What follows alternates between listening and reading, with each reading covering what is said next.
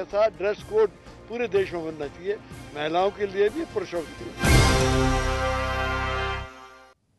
Break के बाद आपका एक बार फिर स्वागत है इस खास चर्चा में। इस बार पहले चलते हैं ब्रजेश के पास, क्योंकि ब्रजेश के पास कुछ महिलाएं मौजूद हैं, कुछ पुरुष भी मौजूद हैं, उनसे बात करते हैं। ब्रजेश, एक बार ये चर्चा का आखिरी पड़ाव है, एक बार फिर से महिलाओं से आखिर में ये पूछें कि उन्हें क्या लगता है लड़कियों के प्रति जो ये हिंसा हो रही है, जो घटनाएं हो रही हैं, उसे रोकने का जो सबसे सही उपाय हो सकता है वो क्या हो सकता है, और उसमें कहीं पहनावा शामिल है या नहीं।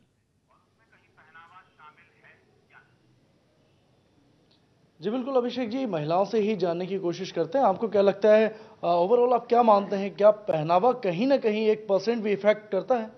देखिए, मुझे तो बिल्कुल भी नहीं लगता कि पहनावा कहीं, क्योंकि पहनावा कहीं कोई फ़र्क, इससे कोई फ़र्क पड़ेगा। मुझे 2 चीज़ें लगती हैं। एक तो सबसे पहली चीज़ है कि हमारा लॉ एंड ऑर्डर की बात है, क्योंकि सरकार की सबसे प्रमुख ज़िम्मेदारी है कि महिलाओं को सुरक्षा प्रदान करे। भले महिलाएं रात को काम पे निकलें, भले महिलाएं कैसे भी कपड़े पहने, ये सरकार की ज़िम्मेदारी है, क्योंकि वो सरकार को हमने संविधान के तहत सरकार की ये ज़िम्मेदारी है। दूसरा, मुझे लगता है कि परिवार की हम बहुत बात करते हैं कि हम एक संस्कार देते हैं बच्चों को, ये करते हैं, लेकिन परिवार में इस प्रकार का माहौल बनाने की जरूरत है कि महिला पुरुष सब बराबर हैं। बस ये 2 चीजें अगर हो जाएंगी तो बाकी और कोई भी प्रॉब्लम नहीं है पूरे बाकी लोगों से भी छोटी छोटी टिप्पणी ले लें। सिर्फ तभी चीजें आती हैं। जी जी जी जी जी जी आप शॉर्ट में बताएं जरा कि क्या आपको लगता है किस तरीके से ये पूरी समस्या दूर होगी, और क्या लगता है आपको कि ड्रेस कोड होना चाहिए या फिर महिलाओं के कपड़े पहनने से कोई असर नहीं होता? नहीं सर, ड्रेस कोड तो बिल्कुल नहीं होना चाहिए। ड्रेस कोड तो वैसे ऑलरेडी है ही है, और वैसे भी महिलाएं समाज में रह रही हैं तो पुरुष के इस बीच में रह रही है, तो वैसे भी वो अपने आप को समझती है कि मुझे क्या पहनना नहीं, पहली बात। दूसरी बात ये कि देखिए, क्या भय होना बहुत जरूरी है, और आज ये भय नहीं है, कानून व्यवस्था सबसे तगड़ी होनी चाहिए और पुलिस प्रोटेक्शन भय होना चाहिए। आपको क्या लगता है किस तरीके से क्या लड़कों की मानसिकता पर फर्क पड़ता है जब कोई गली में से कोई लड़की अगर जीन्स पहन के निकलती है या सलवार सूट पहन के निकलती है? देखिए, जब कोई भी व्यक्ति ये घटना करता है तो ये उसकी सोच पर निर्भर करता है, उसकी संस्कृति पर निर्भर करता है। ये जब वो करता है तो ये नहीं देखता कि वो क्या कपड़े पहनी हुई है क्या नहीं, क्योंकि आजकल बच्चियों के साथ भी हो रहा है, वृद्धा के साथ भी हो रहा है। तो क्या ये मतलब कौन इसकी जिम्मेदारी को है, मतलब ये बाबूलाल गौर जैसे लोग आपको क्या लगता है, आप बताएं, आपने क्या एक्सपीरियंस किया? ये सिर्फ मानसिकता का खेल है और कुछ भी नहीं किया, क्योंकि जब लड़कियां कपड़े पहनती हैं तो इसके कपड़े पहनने में प्रॉब्लम नहीं होनी चाहिए, इसके प्रोडक्शन में भी प्रॉब्लम होना चाहिए। फिर अगर कपड़े बाजार में आएंगे। चलिए ब्रजेश, एक बात तो है, हम सबकी बात समझ गए कि वो लोग क्या कहना चाहते हैं। मानसिकता, कुल मिलाकर एक सवाल ये कानून व्यवस्था का खौफ जरूर होना चाहिए, लेकिन मानसिकता की बात जरूर आती है। राज्यपाल जी, आपसे एक बार फिर से आखिरी टिप्पणी आपकी कि क्या कहीं से भी समाज को सुधारने के लिए पहनावा एक छोटी सी भी भूमिका निभाता है? हाँ, थोड़ी बहुत भूमिका निभाता है। मान लीजिए जैसा गौर साहब ने बोला, ड्रेस कोड लागू हो जाए, उसके बाद ये इस बात की क्या गारंटी है कि ऐसे केसेस, ऐसी घटनाएं नहीं होंगी? जी, यानी आपका मानना है कि ये व्यवस्था का दबाव नहीं होना चाहिए, ये खुद ब खुद उस परिवार के ऊपर छोड़ना चाहिए कि वो क्या सभ्यता और संस्कृति देता है बच्चों को। हाँ जी हाँ जी। और हर हाल में कानून का भय, पुलिस का डर और कानून के विस्तार से बहुत ग्रामीण अंचल में भी इस बात को पहुंचाया जाए कि अगर कोई आदमी जरा सा भी गलत करता है, इस टाइप के मामलों में ऐसी घटनाएं होती हैं, तो उसके लिए बहुत बड़े दंड का प्रावधान है और वो दंडित होकर रहेगा। ये विश्वास जनता में जाना चाहिए। लेकिन इस पर भी एक सवाल जरूर है, हालांकि नवनीत जी हमारे पास वक्त बहुत कम है, लेकिन सवाल जरूर एक है कि कानून व्यवस्था का खौफ उन बच्चियों का क्या होगा जिनके घर में उनके पिता उनके साथ कर दे रहे हैं, उनके भाई उनके साथ बुरा बर्ताव करते हैं, इसका क्या होगा? दहेज उत्पीड़न है, तमाम चीजें ऐसी हैं।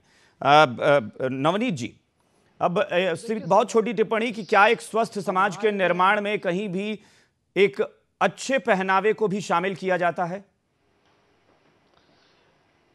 नहीं, अच्छे पहनावे को तो शामिल किया। देखिए, समाज में कुरीति तो है ही, आप ये तो कह ही नहीं सकते कि समाज में कहीं ना कहीं सारे लोग एक जैसे हो सकते हैं। मैं इसीलिए फिर कह रहा हूँ आपसे कि उन तमाम माँ बाप की ये ड्यूटी है कि वो अपने बच्चों को अच्छा निकालिए। अगर वो अपने बच्चों को अच्छा निकालेंगे तो समाज, हम सुधरेंगे, युग सुधरेगा वाली बात है ये तो, कि हम पहले, सबसे पहले हम हमारे बच्चों को देख ले कि हमारे बच्चे तो गलत दिशा में नहीं है। अगर हर परिवार ने देख लिया तो सारा समाज, अपने आप समाज तो खुद ही सुधर जाएगा। जी बिल्कुल। अनुराग, आपसे भी आखिरी टिप्पणी कि क्या आपको लगता है इस सारी चर्चा को सुनकर कि स्वस्थ समाज में कहीं ना कहीं हर परिवार में पहनावे को भी महत्व दिया जाता है? निश्चित तौर पर पहनावे पर महत्व दिया जा सकता है, लेकिन जिस तरीके से हमारे वक्ताओं ने तकरीबन 1 घंटे की जो हमने ये चर्चा की है, साफ तौर पर पुलिसिंग की बात आती है।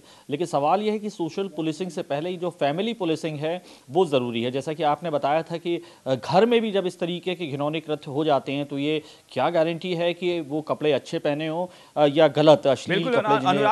अनुराग, कई मामले हमने ऐसे देखे हैं कि कुछ मामलों में बेटियां पुलिस तक जाती हैं अपने बाप के खिलाफ, लेकिन कई मामलों में खुद माएं अपनी बच्चियों को चुप करा देती हैं कि यह परिवार के सम्मान की बात है, बात यहीं दबा दो। निश्चित तौर पर हमने देखा भी है। इसका मतलब साफ है कि पुलिसिंग को हम बदल नहीं सकते। ये इस लोकतंत्र का सबसे कड़वा सच है, क्योंकि हम लोकतंत्र को नहीं बदल सकते। लोकतंत्र को नहीं बदल सकते क्योंकि हम नेताओं की जो फितरत है उसे नहीं बदल सकते। दुष्यंत ने कहीं कहा भी है कि तुम इस मशीन के पुर्जे हो, आम आदमी के लिए कि मशीन के पुर्जे हो, तुम मशीन को नहीं बदल सकते। अब ये हम जो हमने सिस्टम बनाया है पिछले 60 सालों में, उस सिस्टम में पुलिस भी अभिन्न अंग है। उस पुलिस के ऊपर जो दबाव बनाने की राजनीति करने वाले लोग हैं वो भी इसी सिस्टम के हैं। तो एक चीज दूसरे से कोरिलेट है। जब तक ये हमारी राजनीति सही नहीं होगी, राजनीति साफ नहीं होगी, पुलिस सही नहीं होगी, पुलिस पे दबाव पड़ते हैं राजनीतिक तमाम तरीके के, रिश्वत से लेके हर चीज, भ्रष्टाचार, हर जो है, यानी बिल्कुल अनुराग, आपकी बात जो है वो काफी महत्वपूर्ण है, बहुत गौर करने वाली है। आपने जो कहा कि लॉ एंड ऑर्डर को सुधारने के लिए पुलिसिंग से पहले सोशल पुलिसिंग और उससे भी पहले फैमिली पुलिसिंग की जरूरत पड़ेगी कि आप अपने परिवार में कितनी अच्छी तरीके से कोई व्यवस्था को लागू करते हैं।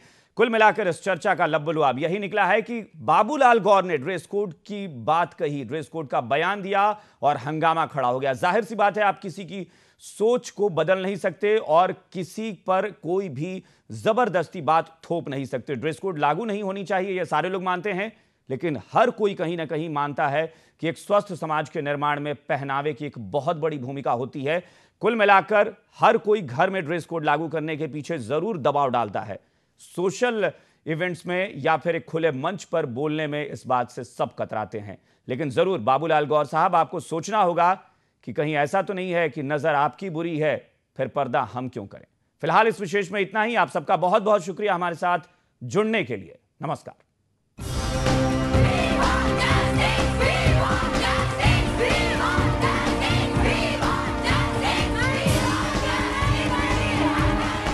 एक ऐसा ड्रेस कोड पूरे देश में बनना चाहिए, महिलाओं के लिए भी, पुरुषों के लिए।